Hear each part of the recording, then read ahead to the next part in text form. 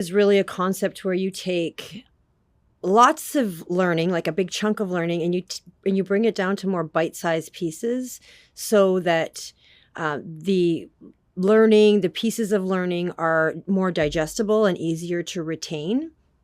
And it's not even as much as that retaining that information as it is that somebody can go back and access it again.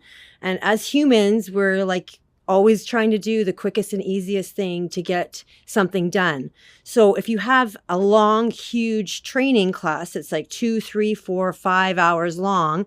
It's a lot more difficult to digest that learning. You get off track very easily. And then also it's harder to go back and find those different topics to be able to once again see it really quickly. There's so many ways now that we're taught how to direct our learning. It's called self-directed learning, where because we have been so used to going to YouTube to be able to access different really quick little videos to help us, like Excel, learning Excel, changing lawnmower oil, all of these different little topics that we can now go to YouTube and get quickly.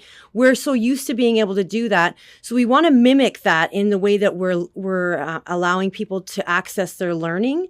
And that is through microlearning. Just like you talked about with the lawnmower example, Judd, people don't go and use manuals anymore. It's not something that is easy to access. And so it's just such an easier way to have these bite-sized pieces of learning or easily accessible ways to learn. So you have these short little snippets of learning that they can go to when they need to access it again, or if they want to just refresh themselves on a specific topic. It's much easier to add that to My Barnhart in different ways to create some really relevant, robust programming in that smaller chunks of learning that we can all access easier.